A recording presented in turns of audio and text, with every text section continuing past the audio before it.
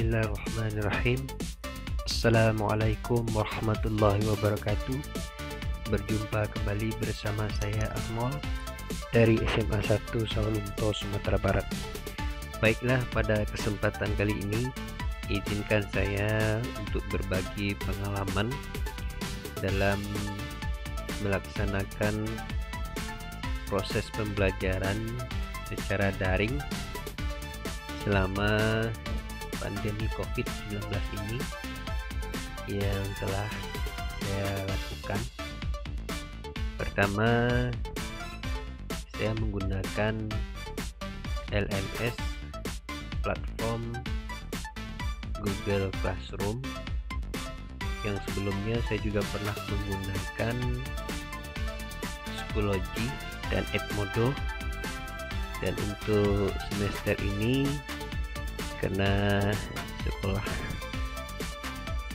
menyarankan untuk menggunakan Google Classroom agar seragam, maka saya akan coba menggunakan Google Classroom untuk LMS-nya, Learning Management System-nya. Oke, untuk awalnya kita buka Google Chrome, ya. Kemudian masuk ke Google Classroom. Karena saya sudah masuk, di sini ada pilihan sebenarnya, ada dua, gabung ke kelas atau buat kelas.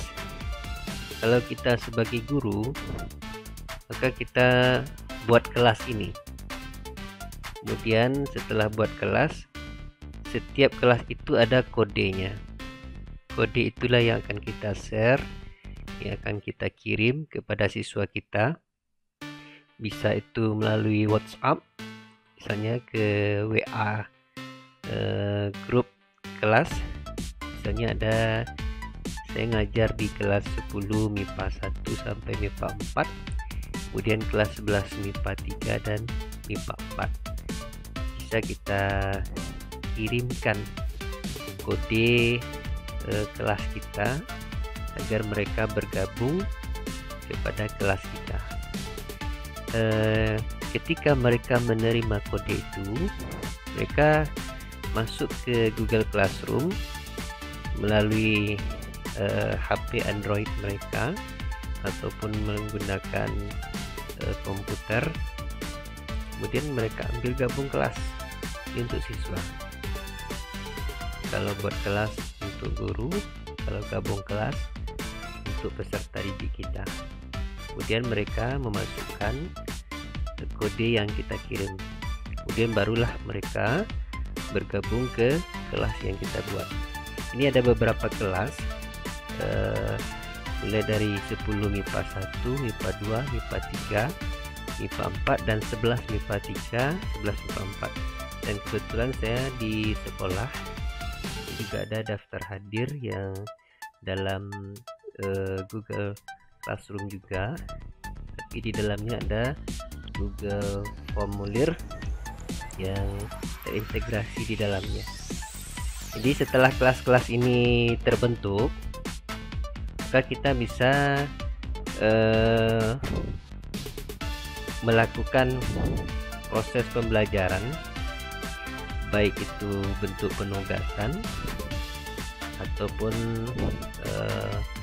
memberikan lembar kerja ketika di jam PBM kita. Ini forum ini bisa kita share, kita bagikan informasi yang sifatnya umum atau untuk diskusi kelas. Kalau misalnya ada informasi, kita bisa diskusi sini. Misalnya saya memberikan informasi kepada siswa, kemudian peserta didik yang lain ada yang menanggapi, memberikan komentar dan lain sebagainya. Kemudian di tugas kelas, ini kalau kita buka, ini ada banyak topik yang sudah saya siapkan, mulai dari jadwal PBM sampai dengan ini ada tugas resume, ya. Ini ada penilaian tengah semester, penilaian harian dan lain sebagainya. Ini juga ada daftar hadir. Di topik ini bisa kita sesuaikan dengan kebutuhan kita masing-masing. Kalau di sini daftar hadirnya sudah 23 kali pertemuan lebih kurang. Kemudian ada materinya, saya susun di sini.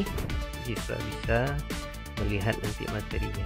Ada lembar kerja, kemudian ada lembar tugas peserta didik, LTPD, ada kuis, ada latihan soal, penilaian harian, penilaian tengah semester, ini tugas resume. Kemudian kalau mau melihat anggota kelas ini bisa. Ini gurunya misalnya Arnold, saya sendiri, ini siswanya ini. Banyak siswanya. Kemudian untuk penilaian bisa kita lihat. Ini penilaian yang sudah kita lakukan. Karena sudah beberapa kali pertemuan, sehingga sudah banyak nilai yang terkumpul ini. Dan di sini ini adalah nilai keseluruhan, karena saya sudah masukkan formula rumusnya untuk merata-ratakan tugas yang masuk. Ini misalnya ini ada siswa peserta didik kita, ini Abrar Yafi.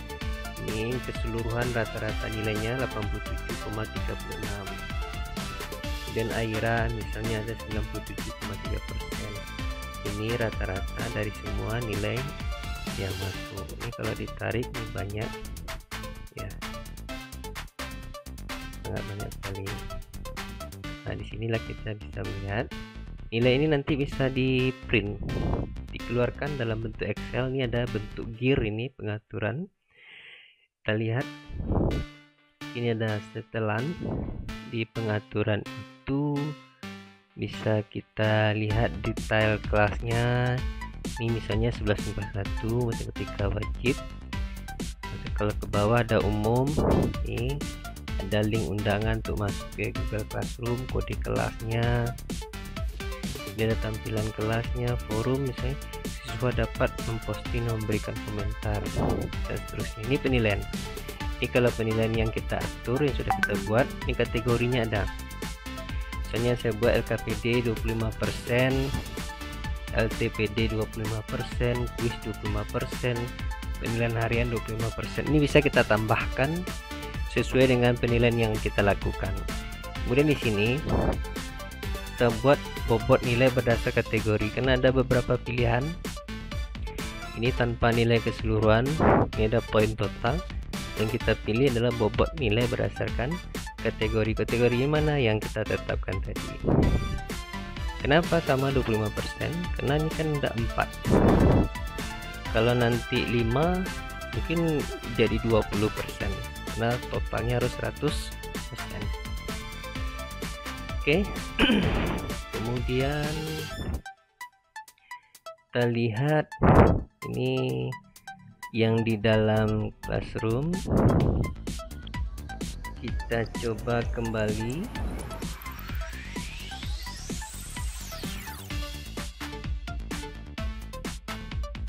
Di tugas-tugas nanti bisa kita masukkan di sini, di tugas kelas ya. Misalnya LKPD, daftar hadir ini bisa kita lihat. Ini yang sudah diisi, misalnya yang hari Jumat tanggal 23 Oktober 2020. Ini bisa kita lihat berapa orang yang hadir, berapa orang yang tidak hadir. Ini ada misalnya 3 orang yang tidak hadir. Ini ada kemalangan, misalnya orang tuanya meninggal, dan ada beberapa informasi lainnya. Oke, kita lihat. Daftar hadir, oke. Inilah LMS, Learning Management System dengan platform Google Classroom. Jadi dalam prosesnya nanti banyak mungkin yang perlu disampaikan, tapi disinilah kita memasukkan tugas, kemudian siswa juga menyerahkan tugasnya di sini. Untuk bahan ajar materi kita juga bisa share di tugas kelas ini. Ini sudah banyak materi yang sudah saya berikan, baik itu berupa bahan ajar seperti modul, kemudian ada video pembelajaran, dan LKPD juga ada. Ini LKPD ya, macam-macam yang sudah di share, kemudian sudah dikerjakan oleh peserta didik. Kemudian biasanya saya juga melakukan video conference dengan peserta didik dengan menggunakan Google Meet. Nah, jadi ini masuk dengan email kita, ini langsung terhubung kepada email kita. Nah, ini kita buka dengan akun pribadi kita, ini akun saya. Kita coba buka Google Meet ini, dia akan terhubung ini. Jadi kalau kita mau memulai video conference, dia akan tampil seperti ini. Kemudian kita ambil rapat baru, kemudian muncul 3 pilihan. Kita ambil yang di atas ini, dapatkan link rapat untuk dibagikan. Kita klik nih, kemudian kita salin link ini ya, kemudian kita tutup ini, kita silang, kita masukkan ke sini, kemudian kita klik kanan saja, kemudian paste, muncul link tadi di sini, kemudian kita klik gabung. Setelah kita klik gabung, dia akan muncul seperti ini. Ini ada kamera dimulai, tampak wajah saya di sini. Kemudian kita gabung sekarang. Setelah gabung sekarang, dia akan muncul seperti ini. Ini sudah aktif. Kalau kita mau mempresentasikan misalnya bahan ajar yang kita berikan, misalnya kita klik di sini. Ini kita buat presentasinya seluruh layar. Kita klik di sini, kemudian kita share. Jadi ini sudah sampai kepada siswa. Bagi siswa yang bergabung kepada room kita, kita bisa melihat nanti, izinkan dulu mereka masuk dengan kode yang kita bagikan tadi, linknya. Kemudian kita bisa buka apa yang mau kita presentasikan. Misalnya kita mau mempresentasikan ini contoh, nanti akan terbaca oleh siswanya. Misalnya kita mempresentasikan, bisa dalam bentuk PowerPoint atau dalam bentuk Word. Kita coba lihat. Nah, ini dia. Ini kalau ini siswa bisa lihat ini. Jadi siswa bisa lihat yang saya presentasikan. Jadi kalau kita mau berhenti, stop sharing. Kita stop sharing, di bawah ini ada warna biru. Jadi siswa tidak bisa lagi melihat apa yang kita share tadi. Kemudian kalau kita sudah selesai, biasanya ketika video conference ini saya menjelaskan materi-materi esensial yang betul-betul penting bagi siswa atau agak sulit dipahami, kita sampaikan di sini. Tidak lama-lama, paling lama 1 jam. Jadi kita juga mempertimbangkan paket data yang dimiliki oleh peserta didik kita, karena tidak semuanya kita rasa mampu untuk mengikuti sesi pembelajaran secara daring. Kemudian saya juga sudah siapkan beberapa video pembelajaran sehingga nanti bisa diulang-ulang, dilihat-lihat lagi oleh peserta didik kita. Kemudian di akhir pertemuan biasanya saya mengadakan kuis. Bisa itu dengan quizizz.com, bisa juga dengan Kahoot. Jadi kalau misalnya quizizz.com, kita buka Quizizz ya, quizizz.com, kan tampil seperti ini. Jadi kalau kita mau masuk ke Quizizz, kita harus mendaftarkan email kita dulu, masuk dengan akun kita. Setelah masuk, nah dia baru ini Arnold, nah, berarti saya sudah punya akun di Quizizz, sehingga baru bisa ini mau buat yang baru atau cari perpustakaan, terserah kita. Jadi kalau kita klik cari, kita bisa klik di sini. Ada soal-soal misalnya kuis yang sudah ada yang bisa kita cocokkan dengan kuisis kita atau materi kita. Tapi kalau misalnya tidak relevan, kita bisa buat sini. Ya, ini ada, kita buat baru. Bisa diklik ini buat baru kuis. Ya. Tapi kalau seandainya kita tidak mau buat baru, kita bisa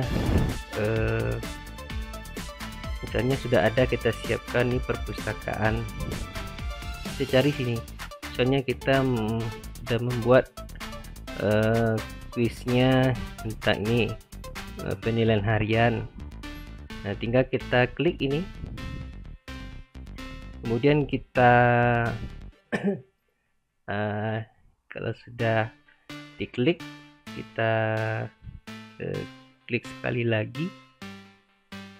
Ini kan masih dalam bentuk draft. Kalau bisa di edit, biasanya dia akan tampil ya.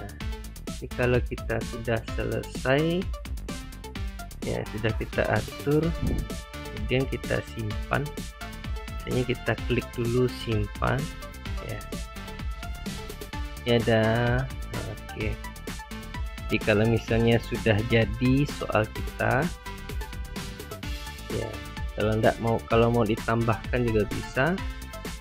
Kalau enggak, kita kembali ya. Ini ada muncul seperti ini. Kita bisa lakukan langsung, mulai kuis langsung karena ini online, tatap muka secara virtual. Kalau mau dijadwalkan juga bisa. Yang kedua ini berikan pekerjaan rumah. Tapi kalau misalnya sedang online, saya gunakan ini. Kalau diklik ini, dia ambil klasik, ini akan muncul seperti ini. Ada 20 pertanyaan, lanjutkan. Jadi nanti setelah terbuka, dia akan tampil ini, ada joinmyquiz.com. Ini kode ini yang akan kita share kepada siswa kita, kita suruh dia masuk di quizzes.com. Kemudian suruh dia bergabung dengan memasukkan kode joinnya ini 579693. Jadi setiap kita memulai, ini kodenya tidak akan sama. Jadi setelah anak-anak nanti bergabung, dia akan muncul sini tung tung tung. Nah, banyak siswa yang bergabung. Kemudian setelah semuanya masuk bergabung, baru kita mulai. Jadi kalau kita klik mulai di sini, dia akan muncul ini. Karena belum ada siswanya yang masuk, itu belum bisa jalan. Nah, nanti kalau sudah selesai, kita end saja ini. Nah, kita akhiri. Kemudian setelah selesai kuis, nanti akan muncul itu posisi teratas sampai ke bawah. Kita bisa lihat hasil kuis itu di sini. Nih hasil. Kemudian ada tampilan dalam bentuk Excel. Kita bisa lihat ini ada titik 3 mendatar ini. Misalnya setelah kita kuis tadi, kita buka di sini. Kemudian unduh Excel. Ya. Unduh Excel. Ya.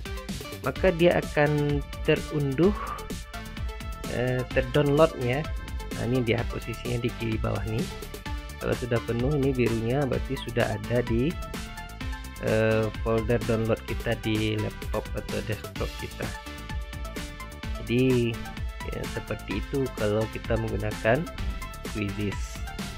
Jadi rasanya menarik juga ini karena ini online. Nah, anak beberapa kali sudah saya cobakan, mereka bilang asik pak, apalagi kalau Quizzesnya itu pakai hadiah. Mereka sangat tertarik sekali. Oke, kalau kita pakai Kahoot, dan saya juga coba pernah pakai Kahoot ini bedanya dengan Quizzes ini. Kalau Kahoot ini dia bisa memperlihatkan berapa jawaban yang benar, berapa persen yang menjawab itu, atau berapa orangnya, dan berapa yang salah. Dia akan tampil seperti diagram batang atau sejenisnya.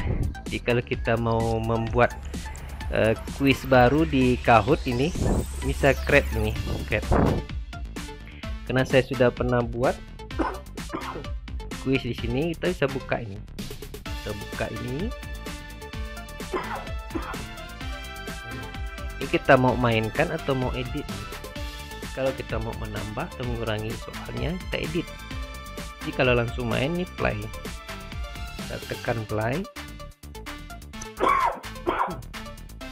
Ya. Oke, kita pilih dulu nih virtual. Maaf, saya batuk.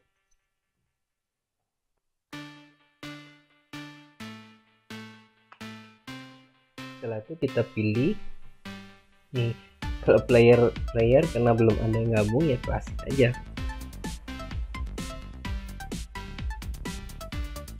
Jadi nanti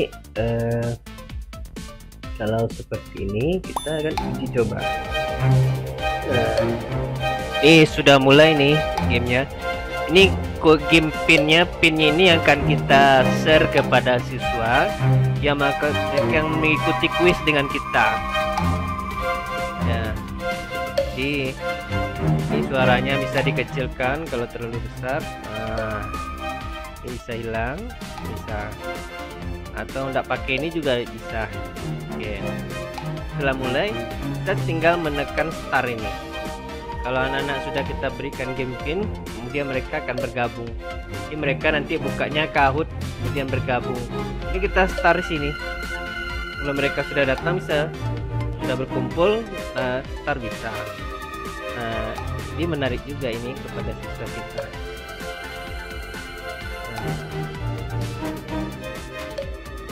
Nah, nanti akan tampil jawaban-jawaban setelah mereka ikut.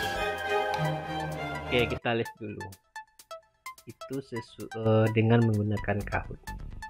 Bisa juga dengan pakai Mentikom, ya, sama dengan Kahoot ya. Jadi saya biasanya lebih memilih Kahoot ini karena lebih familiar rasanya. Setelah pakai Quizizz sudah selesai, biasanya kita akan menutup pertemuan virtual itu pada siswa. Sampai jumpa di pertemuan berikutnya. Kita sudah lakukan beberapa proses. Jadi nanti di sini di pertemuan virtual ini kita buka sesi tanya jawab. Kalau ada yang perlu ditanyakan mengenai materi yang disampaikan, atau kalau mereka mau mengetikkan pertanyaannya boleh, karena ada juga siswa yang sulit untuk berbicara tapi ketika mengetik luar biasa pertanyaannya. Saya sering menemukan peserta didik seperti itu. Jadi mereka bisa ketik sini, di bawah ini akan muncul.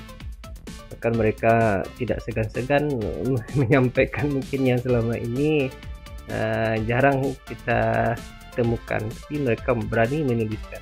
Tapi kalau bicara langsung mereka agak malu gitu kan. Oke. Seperti inilah pembelajaran daring yang saya lakukan selama proses PJJ, pembelajaran jarak jauh selama pandemi COVID-19. Mudah-mudahan apa yang saya sampaikan ini bermanfaat. Mudah-mudahan bisa disempurnakan lagi karena ini masih banyak kekurangan dan kelemahannya. Terima kasih. Mohon maaf. Assalamualaikum warahmatullahi wabarakatuh. Sampai jumpa.